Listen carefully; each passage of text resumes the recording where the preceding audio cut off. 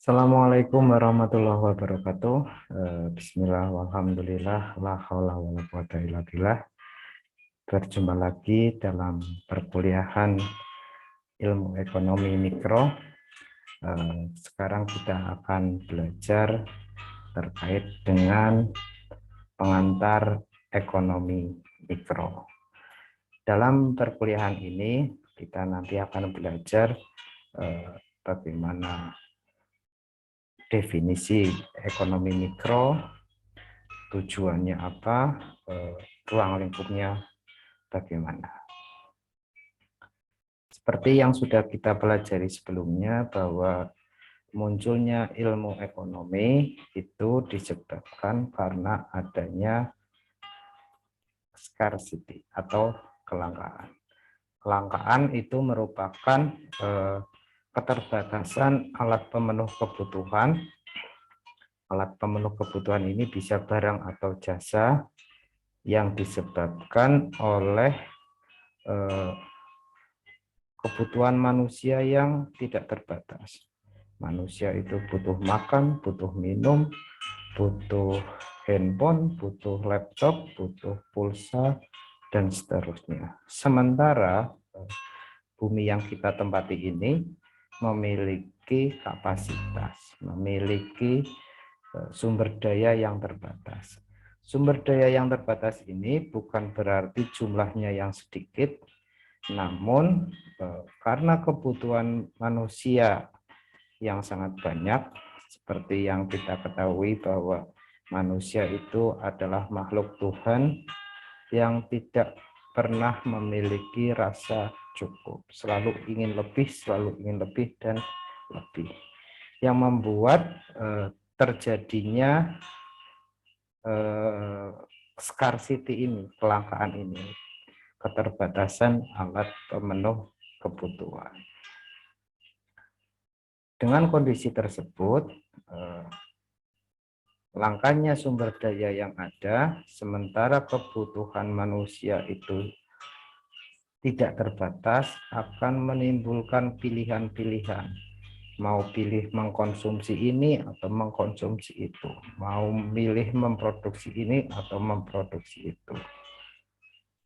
Tujuannya apa? Tujuannya untuk memperoleh, mencapai, memenuhi kebutuhan, mencapai kemakmuran. Nah, ilmu ekonomi ini hadir di sini. Jadi bisa diartikan bahwa ilmu ekonomi adalah ilmu yang mempelajari perilaku manusia di dalam mengelola berbagai sumber daya yang ada untuk memenuhi kebutuhannya, untuk mencapai kemakmuran.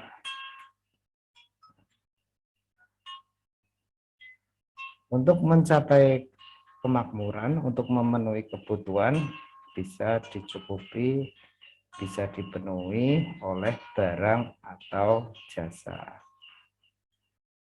Makanya dalam ilmu ekonomi bisa dibedakan berbagai jenis barang atau jasa. Dikelompokkan menurut pertama adalah bagaimana cara memperolehnya. Dalam cara memperolehnya, barang atau jasa bisa dikelompokkan menjadi barang ekonomi dan barang bebas. Barang ekonomi adalah barang atau jasa di mana konsumen atau orang jika ingin memiliki barang tersebut, ingin memperoleh barang tersebut, perlu adanya pengorbanan, adanya usaha. Jadi barang ekonomi adalah barang yang diperlukan adanya usaha atau pengorbanan untuk memilikinya, untuk memperolehnya. Contohnya, untuk membeli nasi kita perlu uang untuk membeli beras. Untuk membeli minuman kita juga perlu uang untuk alat tukarnya. Untuk bisa kuliah kita juga perlu membayar UKT untuk kuliah. Itu disebut dengan barang ekonomi. Yang kedua adalah barang bebas. Nah, barang bebas ini kebalikannya. Tidak diperlukan usaha atau pengorbanan untuk memperolehnya, untuk memilikinya. Contohnya adalah udara. Setiap orang itu bisa menghirup udara secara bebas, tidak dikenai biaya. Contoh lain adalah misalkan ketika kita mungkin tinggal di sebuah pedesaan di mana di samping rumah ada air sungai yang mengalir jernih atau mata air yang jernih, maka air tersebut menjadi barang bebas, tidak diperlukan pengorbanan atau usaha untuk memperolehnya. Beda dengan air ketika berada di kota. Orang atau masyarakat membutuhkan biaya untuk memperoleh air, misalkan air dari PDAM. Ada uang untuk langganan PDAM ataupun dari air yang lainnya.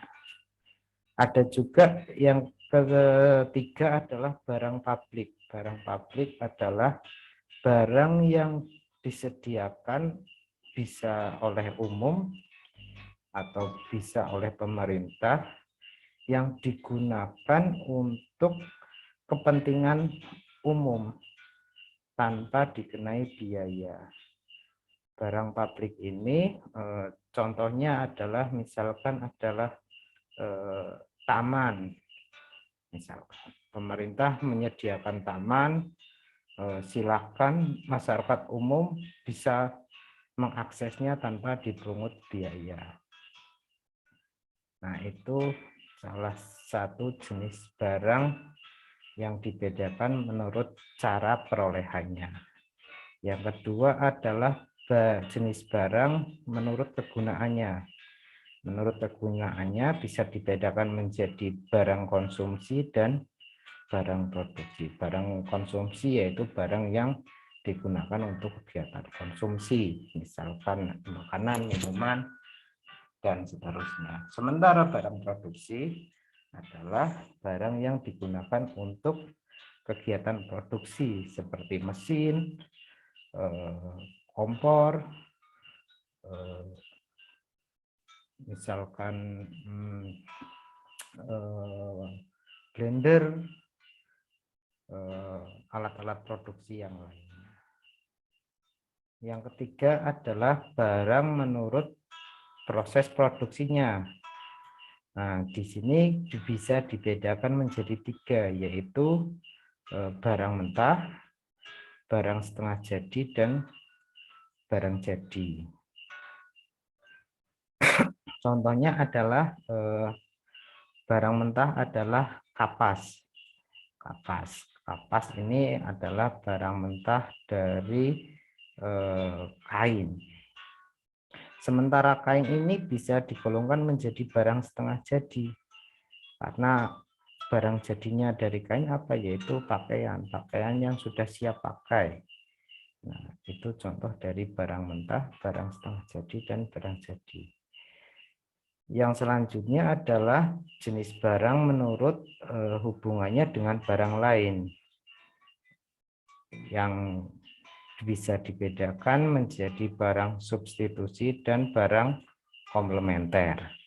Barang substitusi pengertiannya adalah barang yang bisa digunakan untuk menggantikan barang lain.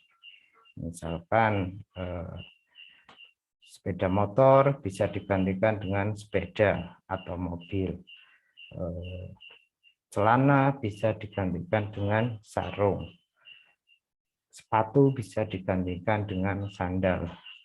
Atau misalkan kalau sekarang itu terjadi kelangkaan minyak goreng, minyak goreng sawit bisa digantikan dengan minyak goreng kelapa, kopra. Nah, itu merupakan barang substitusi, barang yang bisa menggantikan barang lain.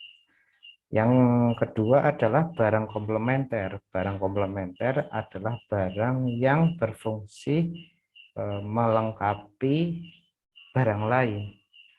Contohnya adalah yang paling familiar yang biasa dijadikan contoh-contoh adalah kopi dan gula misalkan.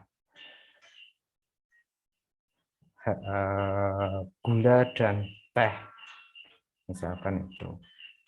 Sepatu dan kaos kaki.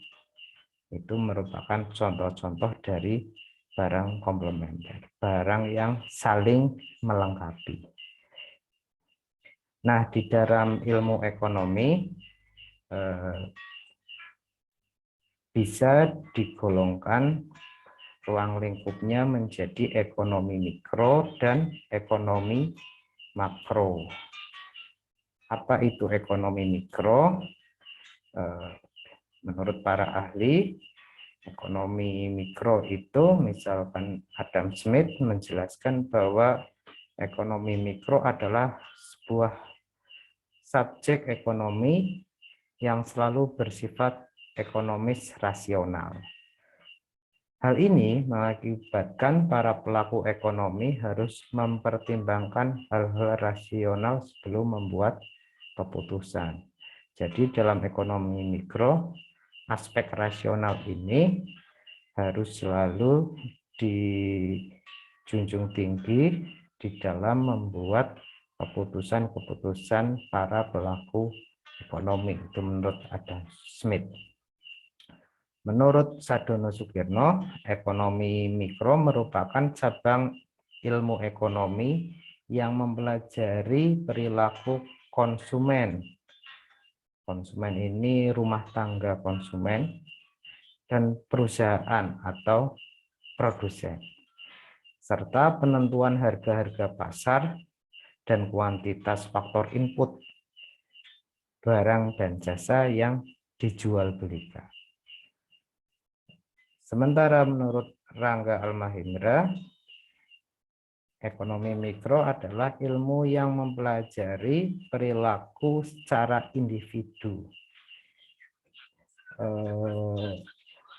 Individu itu terdiri dari rumah tangga konsumen dan rumah tangga produsen atau perusahaan dari keseluruhan kegiatan ekonominya. Jadi ekonomi mikro merupakan ilmu ekonomi yang mempelajari aktivitas ekonomi tiap-tiap individu rumah tangga konsumen dan rumah tangga produsen di dalam melakukan kegiatan ekonomi. Sementara ekonomi makro berarti agregat penjumlahan dari aktivitas-aktivitas individu-individu tersebut. Kalau berbicara makro itu berarti kumpulan aktivitas dari individu ekonomi tersebut. Misalkan kegiatan ekonomi di Indonesia, aktivitas perdagangan batu bara, ekspor impor, dan seterusnya. Ini membicarakan soal agregat, soal yang besar. Nah, di dalam ilmu ekonomi ini merupakan bagian yang wajib dikuasai oleh kita yang sedang belajar ekonomi mikro. Seperti yang tadi dijelaskan bahwa ilmu ekonomi mikro adalah ilmu yang mempelajari individu-individu, yaitu individu tersebut rumah tangga konsumen dan rumah tangga produsen atau perusahaan. Nah, rumah tangga konsumen dan rumah tangga produsen ini saling terikat, saling terkait untuk menjalankan kegiatan ekonomi. Rumah tangga konsumen ini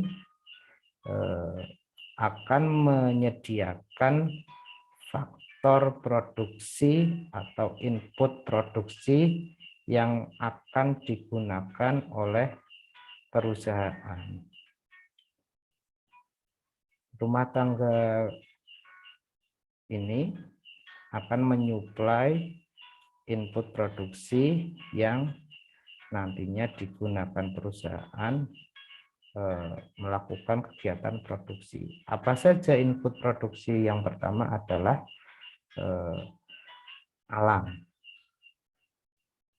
tenaga kerja, modal, dan kewirausahaan.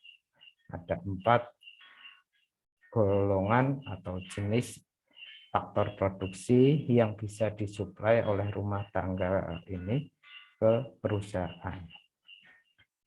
Jika perusahaan memiliki faktor produksi alam, bisa tanah, bisa hasil alam, nanti akan dijual kepada perusahaan dan perusahaan akan mengkonversi uang tersebut menjadi biaya-biaya produksi. Nah, biaya ini akan diserahkan, akan diterima oleh rumah tangga konsumen. Kalau faktor produksi alam, nanti rumah tangga konsumen ini akan memperoleh imbal jasa berupa sewa. Kalau rumah tangga konsumen ini mensuplai faktor produksi tenaga kerja, nanti perusahaan akan memberikan uang yang disebut dengan upah. Kalau rumah tangga ini memiliki faktor produksi modal, nanti akan diganti menjadi bunga. Kalau rumah tangga ini mensuplai faktor produksi, input produksi berupa kewirausahaan, perusahaan akan memberikan bala jasa berupa keuntungan. Nah, faktor-faktor produksi tersebut, input-input produksi tersebut akan diolah oleh perusahaan. Nah, ini input tadi akan diproses menjadi output. Outputnya apa? Outputnya adalah barang dan jasa. Barang dan jasa ini hasil dari kegiatan produksi oleh perusahaan ini akan dijual di pasar produk atau pasar barang. Lalu siapa yang membelinya? Yang membelinya adalah ini, rumah tangga konsumen tadi. Rumah tangga ini tentunya membutuhkan berbagai barang dan jasa. Barang dan jasa tersebut akan dibeli oleh rumah tangga konsumen ini dan perusahaan akan menerima uang berupa penerimaan atas penjualan barang dan jasa tersebut dari rumah tangga konsumen. Dan siklus ini akan terus berjalan. Ini disebut dengan diagram alir ekonomi dua sektor. Dua sektornya adalah rumah tangga konsumen dan rumah tangga produsen atau perusahaan.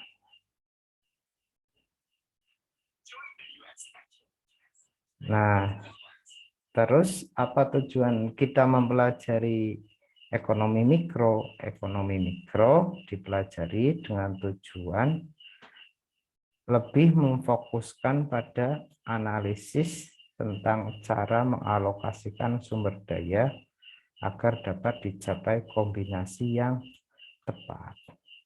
Jadi setelah kita mempelajari ekonomi mikro tadi, seorang produsen bisa paham, bisa tahu kombinasi mana untuk menghasilkan barang atau jasa yang ketika dijual memperoleh keuntungan yang maksimal. Misalkan itu. Atau konsumen setelah mempelajari ekonomi mikro ini bisa memilih mengkonsumsi barang yang mana, barang A atau barang B atau barang C yang bisa memperoleh tingkat kepuasan yang maksimal, utilitas yang maksimal. Ini tujuan dari mempelajari ekonomi mikro. Nah, apa saja yang dipelajari di dalam ekonomi mikro? Ada 3 komponen besar yang dipelajari di dalam ekonomi mikro. Ekonomi mikro ini nanti kita akan belajar bareng-bareng terkait dengan teori harga, demand and supply, terkait dengan bagaimana pembentukan harga keseimbangan. Terus kita juga akan belajar terkait dengan teori produksi. Bagaimana seorang produsen atau sebuah perusahaan harus memproduksi pada tingkat kuantiti berapa agar memperoleh keuntungan yang maksimal. Misalkan seperti itu. Dan teori distribusi. Jadi apa yang harus dilakukan oleh perusahaan ketika perusahaannya berada di pasar persaingan sempurna. Kita tahu bahwa pasar itu bisa digolongkan menjadi 2, yaitu pasar persaingan sempurna dan pasar persaingan tidak sempurna. Nah, nanti dipelajari di sini. Bagaimana seorang produsen atau perusahaan menentukan harga ketika berada di pasar oligopoli. Nah, ini nanti dipelajari dalam kuliah-kuliah kita ke depan.